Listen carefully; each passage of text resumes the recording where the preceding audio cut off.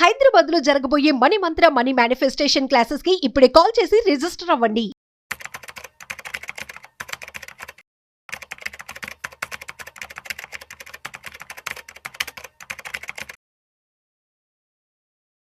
Hello నమస్తే. ప్రస్తుతం మనతో పాటు స్టూడియోలో క్యూపీఎఫ్పి సాయిరామ్ గారు ఉన్నారు. వీరితో మాట్లాడి కొన్ని విషయాల గురించి మనం చర్చిద్దాం.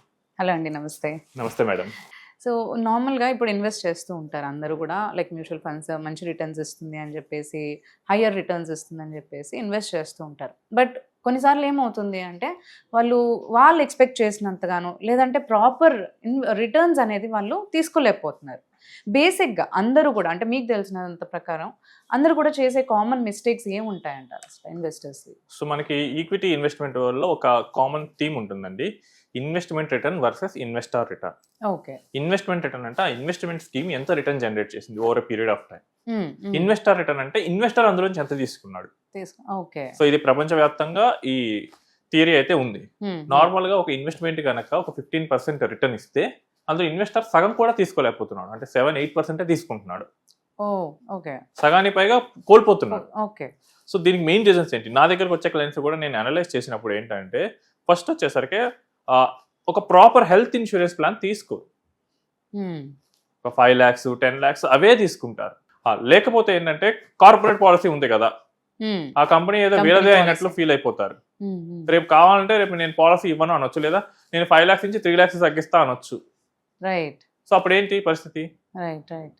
రెండోది ఏంటంటే తీసుకుంటారు వీళ్ళు పాలసీస్, హెల్త్ పాలసీస్, కానీ సరైన పాలసీని రాంగ్ ప్లేస్ లో తీసుకుంటారు. ఓకే. ఏదో డిస్కౌంట్ వస్తుంది, ఆన్లైన్ డిస్కౌంట్ వస్తుంది, లేదు నాకు ఫ్రెండ్ అక్కడ వేరే బెనిఫిట్స్ ఎక్కువ ఉన్నాయనో ఏదో ఒకటి. సో సరైన పాలసీని రాంగ్ ప్లేసెస్ లో తీసుకుంటారు, నాలెడ్జ్ లేని వాళ్ళ దగ్గర ఆన్లైన్ లో ఇలా వెళ్ళి తీసుకుంటా ఉంటారు. రేపు క్లైమ్ అప్పుడు ఎవరు హెల్ప్ చేయలేరు. రైట్. సో మనం ఈ వీడియోస్ చేస్తున్న దగ్గర నుంచి నాకు చాలా కాల్స్ వచ్చాయి హెల్త్ ఇన్సూరెన్స్ మీద, ఇలా తీసుకున్నావు సో దగ్గర. అప్పుడు ఏంటంటే క్లైమ్ దగ్గర ఇబ్బంది పెడుతున్నాము, రెన్యువల్ దగ్గర ఇబ్బంది పెడుతున్నాం అండి. Okay. Okay. So believe madam, నేను 50+ ఇన్వెస్టర్స్ కి హెల్ప్ చేస్తున్నాను ఇందులో. They are not my clients, only వాళ్ళకి హెల్త్ ఇన్సూరెన్స్ మీద సో ప్రాబ్లం వచ్చింది, ఏం చేయాలి. సో నాకు తెలిసిన నాలెడ్జ్ లో నాకున్న బ్యాండ్ విడ్త్ ప్రకారం నేను చెప్తున్నాను. రైట్. సో ఇదంతా మీరు ముందే కరెక్ట్ గా గైడ్ చేసుకోవాలి, ఎక్కడ తీసుకోవాలి, వాళ్ళకి ఎంత నాలెడ్జ్ ఉంది, క్లైమ్ ఒకవేళ రిజెక్ట్ చేస్తే ఏం చేయాలి. రైట్. సో ఇక్కడికి వచ్చే ముందు కూడా నిన్న జరిగింది ఇది.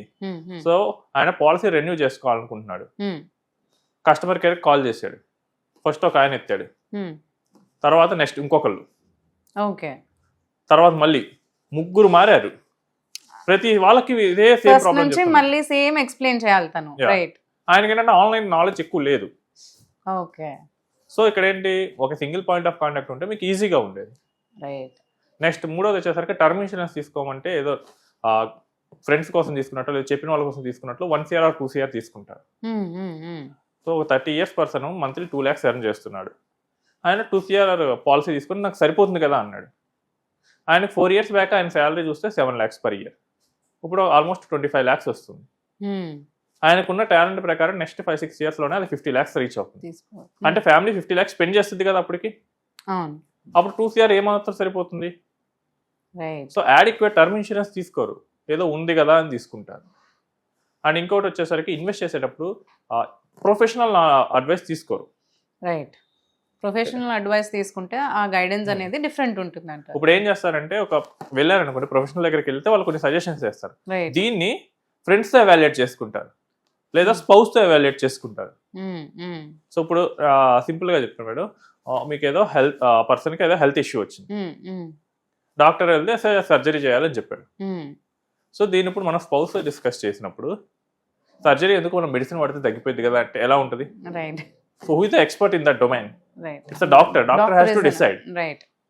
మీరు కావాలంటే ఇంకో డాక్టర్ దగ్గరికి వెళ్ళి దాన్ని ఎవాల్యుయేట్ చేయండి, ఈ స్కీమ్ ని, ప్రపోజల్ ని. అలా కాకుండా మీ అంతటికి మీరే మీకున్న ఓన్ నాలెడ్జ్ తో చేసుకుంటే then there will be great danger.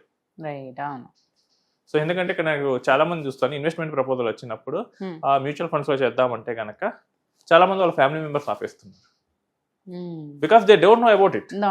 వాళ్ళకి నాలెడ్జ్ ఉంది దాంట్లో. సో మ్యూచువల్ ఫండ్ లో ఇన్వెస్ట్ చేస్తే రిస్క్ ఉంటుంది అంటున్నారు, బట్ ఇన్వెస్ట్ చేయకపోయినా రిస్క్ ఉంటుంది. ఇన్వెస్ట్ చేయకుండా ఉండే రిస్క్ ఇన్వెస్ట్ చేసిన దానికన్నా చాలా ఎక్కువ ఉంటుంది. ఇప్పుడు ఏంటంటే నాకు అక్కడ పెడితే నాకు లాంగ్ రన్లో ఉంటే 12 to 15% వస్తుంది. వస్తుంది. నాకు ఆల్టర్నేటివ్లో 7% వస్తుంది ఎఫ్డీలో చేస్తే. ఇంకా నాకు రిస్క్ ఇంకా పెరిగిపోతుంది. నెక్స్ట్ వచ్చేసరికి రిటర్న్స్ చేస్తూ ఉంటారు చాలామంది. నాకు వచ్చే కాల్స్ సగం వీళ్ళే ఉంటారు. సార్ బెస్ట్ మ్యూచువల్ ఫండ్ చెప్పండి, ఫలానా వాళ్ళ దగ్గర చేస్తున్నాను, నాకు ఇంకా ఎక్కువ రిటర్న్ కావాలి. Okay. It's not the return, it's the goal that we have to చేస్. సో మనకి యాక్చువల్లీ మ్యూచువల్ ఫండ్లో ది బెస్ట్ అంటూ ఏమీ ఉండవు. మన గోల్కి తగ్గట్టు ఆ రోజు అసెట్ అలొకేషన్ చేసుకొని వెళ్ళాలి. బట్ వీళ్ళు ఏం చేస్తారంటే బెస్ట్ రిటర్న్ కోసం ఒక ఫండ్ నుంచి ఇంకో ఫండ్కి జంప్ అవుతారు. ఆ జంప్ అయ్యే టైం కూడా ఎలా అంటే ఈ ఫండ్ పడిపోయే టైంకి వీళ్ళు ఎంటర్ అవుతారు, ఆ ఫండ్ పెరిగే ముందు ఎగ్జిట్ అయిపోతారు.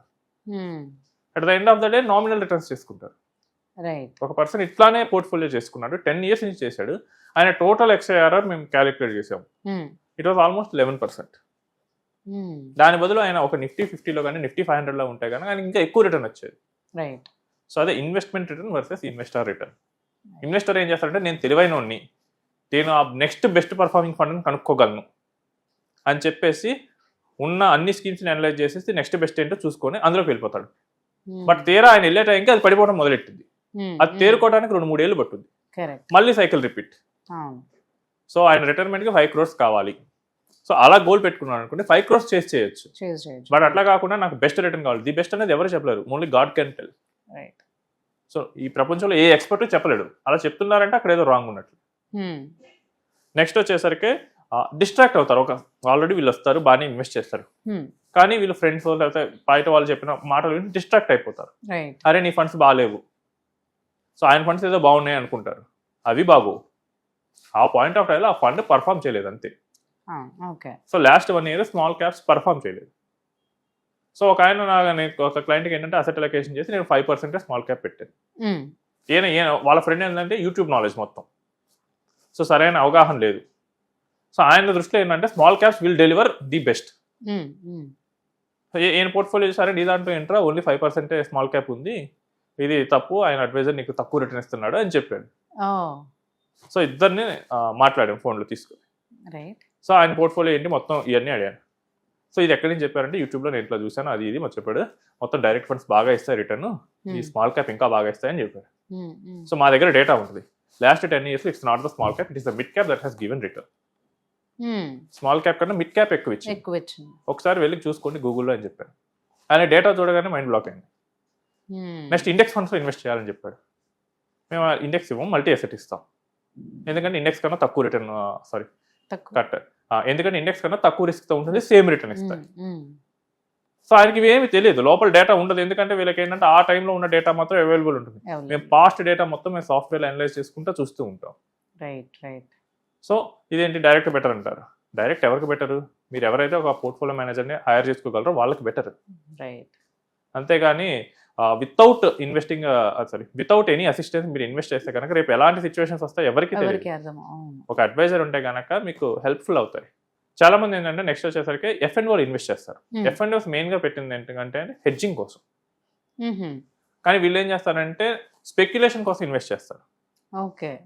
అంటే పలానా షేర్ నెక్స్ట్ 3 months పెరుగుద్ది. సో 50-50 ఛాన్స్, పెరగొచ్చు పడవచ్చు. సో ఇలాంటి గెస్ వర్క్లు చేస్తారు. ఇలాంటి గెస్ వర్క్ చేసేటప్పుడు వెల్త్ ఎరోడ్ అయిపోతుంది. మీరు సింపుల్గా మీకు ఒక 15% రిటర్న్ 20 years పాటు వస్తే that is much greater than generating 30% return on 10 years. కన్సిస్టెంట్గా 30% రిటర్న్ ఎవరు చేయలేరు. బట్ తేలేని వాటి కోసం చాలా మంది ఇన్వెస్టర్లు పరిగెడుతూ ఉంటారు. సాధ్యమయ్యే ఈ 15% రిటర్న్ మర్చిపోతారు. ఇదంతా ఏంటంటే వాళ్ళు ఓవర్ ఎస్టిమేట్ చేసుకుంటారు. I can easily predict, it's not that much easy. So we have seen చాలా కేసెస్ చూసాం. మార్కెట్ని బీట్ చేస్తా అని వెళ్ళిన వాళ్ళు మార్కెట్ చేతిలోనే ఓడిపోయారు. సో నేను ఫండ్ మేనేజర్తో మాట్లాడినప్పుడు వాళ్ళ ఎక్స్పీరియన్సెస్ కూడా చెప్తారు. మేము కూడా చాలాసార్లు రాంగ్ అయిపోతాం. సో లాస్ట్ టైం నేను ఒక SBI గోల్డ్ ఫండ్ మేనేజర్తో మాట్లాడాను. ఈ నెవర్ ఎక్స్పెక్టెడ్ ఈ ఇయర్ గోల్డ్ ఇంత పెరుగుతుంది అనుకోలేదు. ఆయన 2026 అవుతుంది అనుకున్నారు. బట్ సర్ప్రైజ్ గోల్డ్ బాగా పెరిగింది. సో ఎక్స్పర్ట్స్ ని కూడా ఇన్వెస్ట్మెంట్ వరల్డ్ ఆశ్చర్యపరచగలదు. సో మీరు ఎప్పుడు బేసిక్స్కి స్టిక్ అవ్వాలి. బేసిక్స్కి స్టిక్ అవ్వకుండా ఇలానే స్పెక్యులేషన్కి వెళ్ళినా హై రిటర్న్స్ చేసినా కానీ ఇట్ ద ఎండ్ మీకు నామినల్ రిటర్న్సే వస్తాయి. థ్యాంక్ యూ అండి, thanks for sharing all the information. Thanks.